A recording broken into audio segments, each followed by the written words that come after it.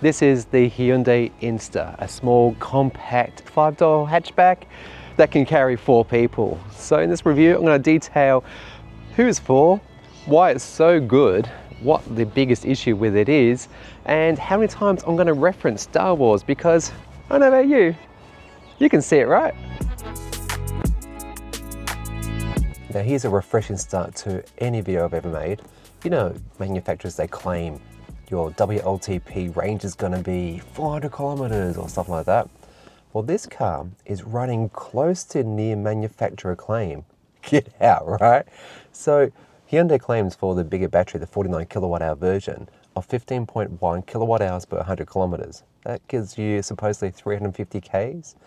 I've been doing, I've had the car now a week and a half. I've been driving it to and from work, doing mainly urban driving, and about 1/3 highway freeway driving. So get this, 15.3 kilowatt hours per 100 kilometers, or better put, 320 kilometers of real world range.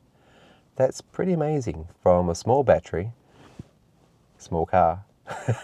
And yeah, anyway, they've obviously got things sorted out, or conversely, they're actually doing what many car makers should do, and that is to give you an actual real world range that actually mimics what most people will get. Because you know, you see in the forums, they get their brand new electric vehicle and they say I should be getting 450 kilometers, but when I fully charge it only says I'm going to get 400. What goes on?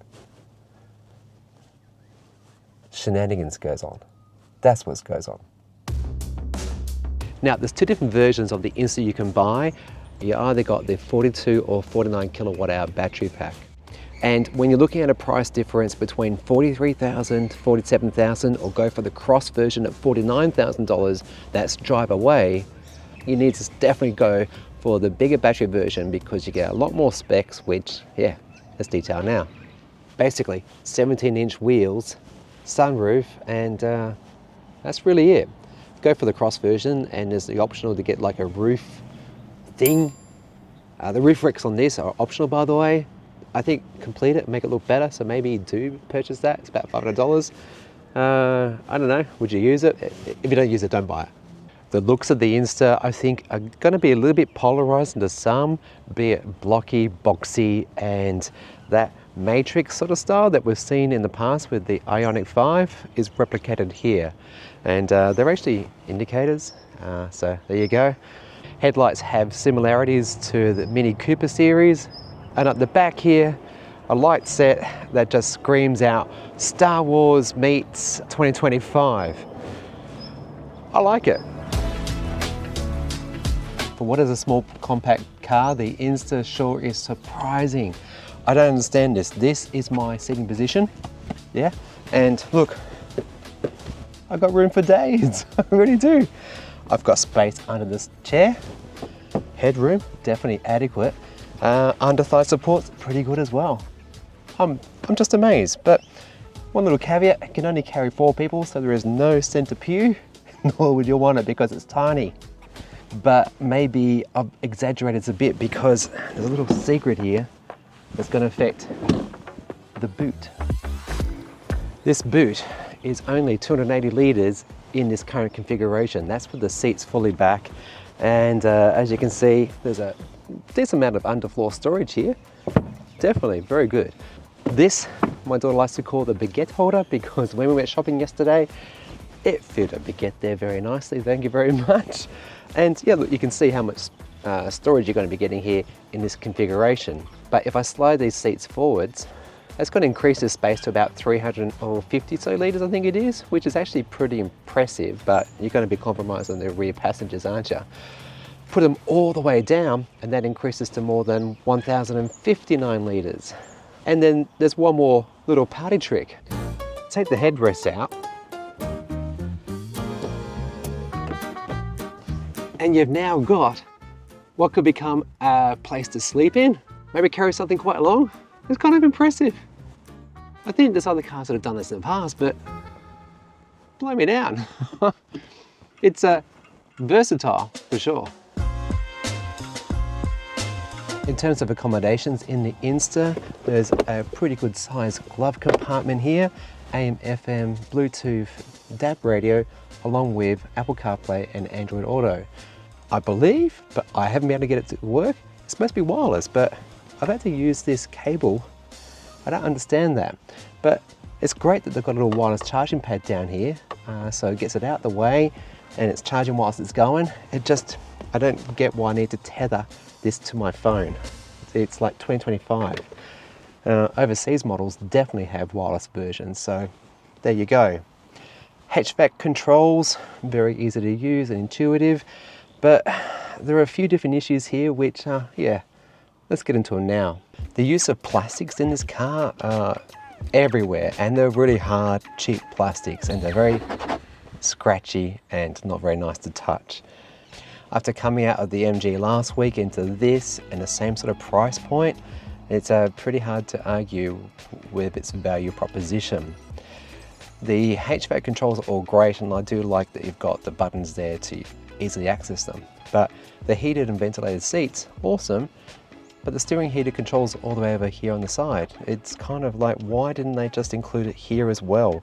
It's like the designer said, oh, symmetrically would have a blank button there, so let's not do that. You know, they could have thought differently. Maybe they could have changed out the one of the other buttons from the top here.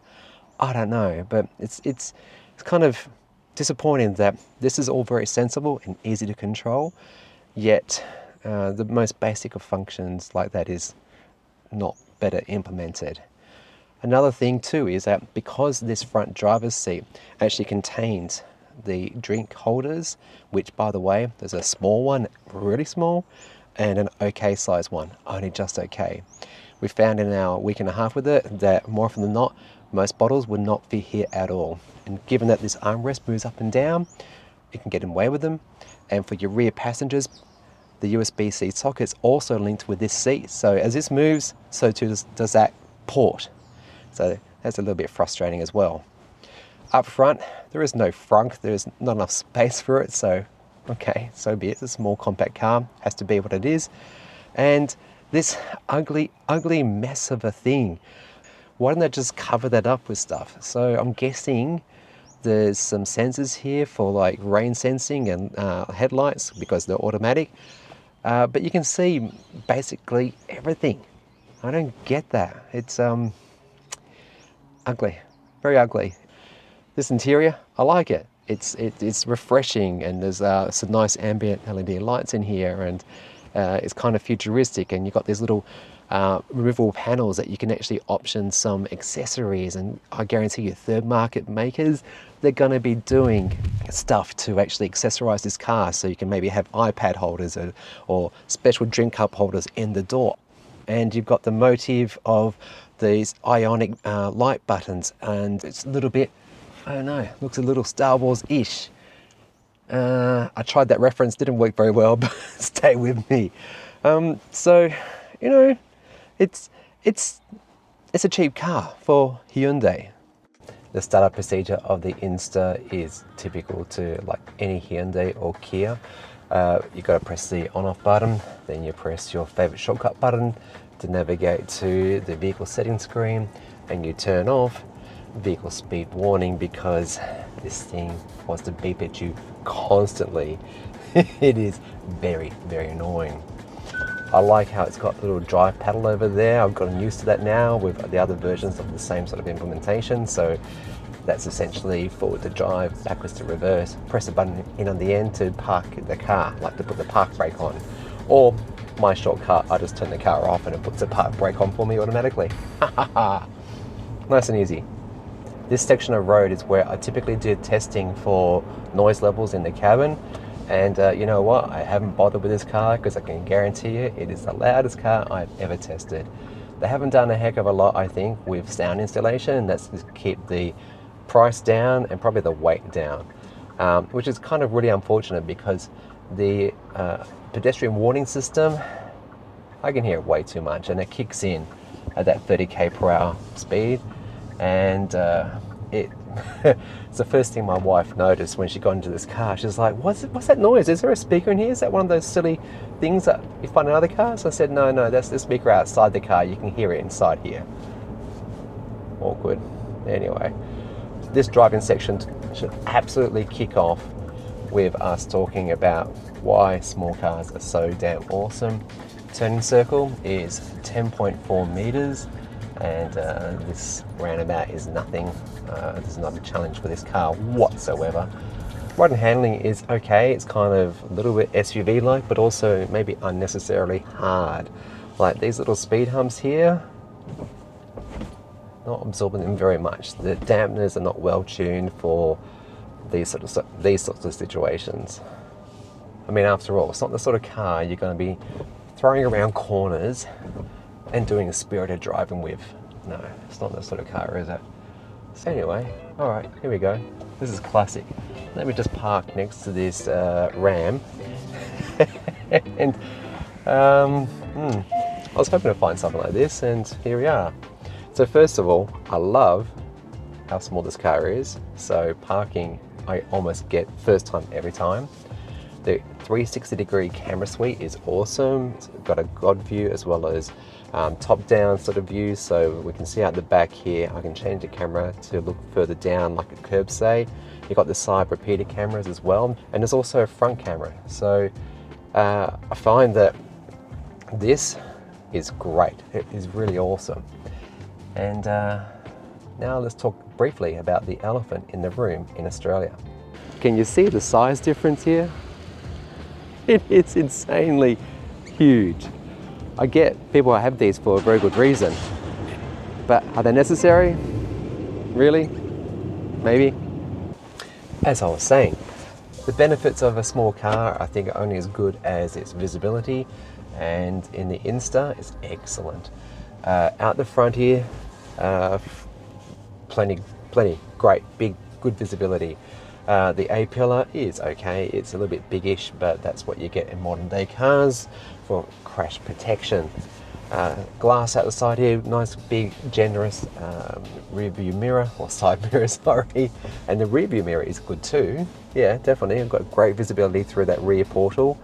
I think with the weight of the steering wheel that is light, the smallness of this car, coupled with that visibility, it does make for very easy to live with sort of car. It really does. In terms of performance specifications, I can't remember the kilowatts and newton meters right now, nor the 0 to 100 times, so here they are for your reference. So that said, this car is not obviously for that spirited driving. It's designed just for everyday sort of living, and that's enough. That really is enough. Something that Hyundai, I think, does really well is one pedal driving.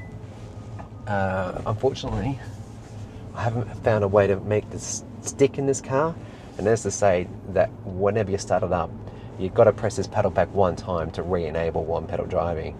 But it feels natural, and it's like akin to a manual car experience for those who are used to those.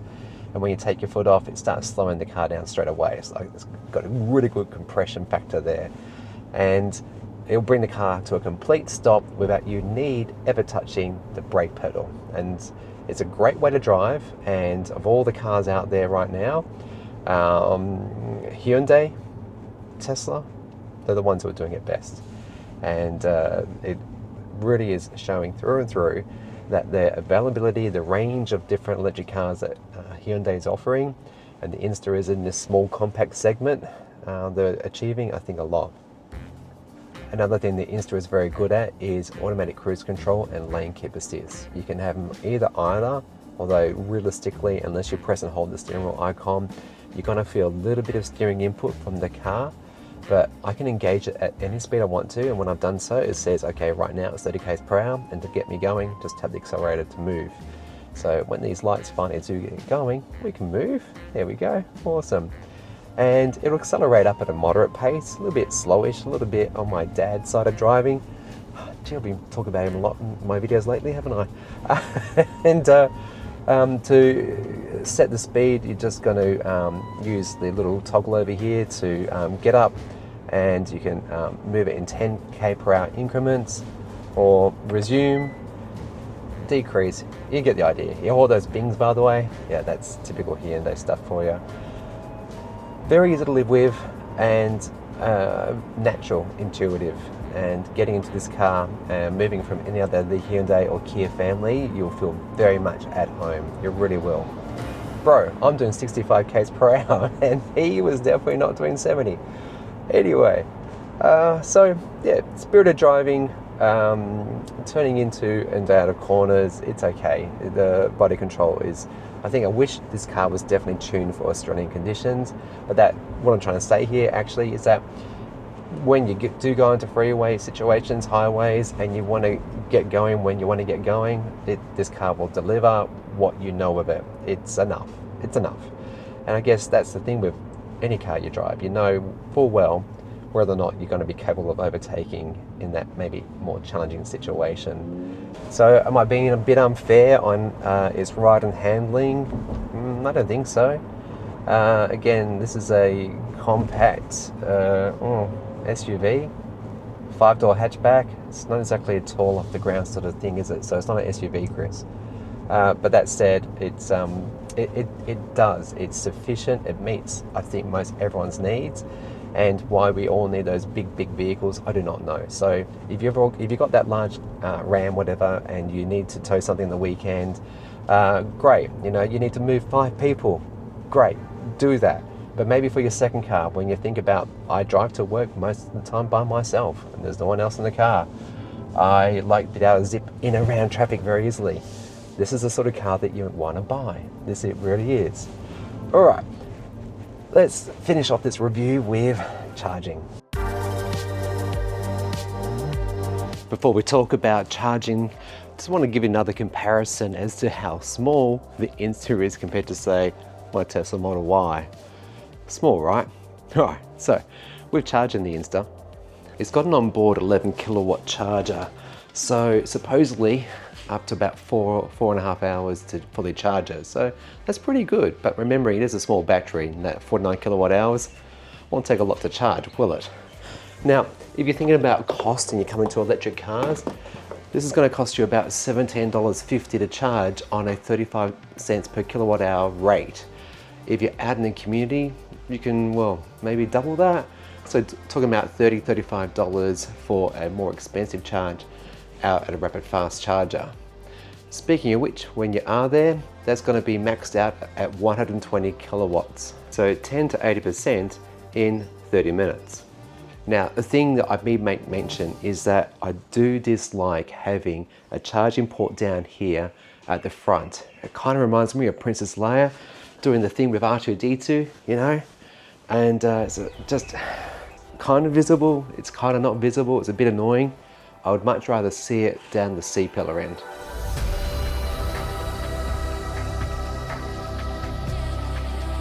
The INSTER features the usual suite of safety systems, including that 360-degree camera suite and ultrasonic sensors, a great warranty at 5 years unlimited, along with 8 years for the battery, so that's excellent.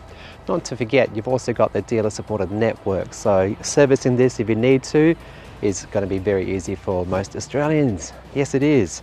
And this is the thing, this is a great car to recommend to most people, but its price. For the crossover version at $49,000, it's about 10K too much. The use of cheap plastic materials inside, the smaller battery, the only okay charging specs, it's a little bit on the nose. Things I do appreciate though, its vehicle to load, its looks, and as much as I can forgive it, its drive, its ride and handling, or rather its smallness. I like small cars because they're easy to zip in and around traffic and in car parks. If you are that empty nester thinking for a small car, carry 4 people, this is for you, this is definitely for you. Maybe your second car for the family, you know, the run around with the kids. Check this out. But I like to see like a 10K reduction in that price. That will make this extremely well selling, and I think a lot of Aussies would actually pick it up. So with that said, thanks for watching, really do appreciate it. If you watched it now, awesome. Subscribe, comment, share this video with people, that all helps out. Super thanks is always welcome. Or if you want to check out Ko-fi, you can get early access to videos, sometimes behind the scenes videos, all for a very low fee per month. Otherwise, YouTube reckons one of these videos might be something you're interested in, so check them out. I've got a lot of content around electric vehicles and more. And yeah, it's been a fun time with the Insta. I do like it. I'm still going with this Star Wars theme. What do you reckon? Okay, comment below, stay good, and see you soon.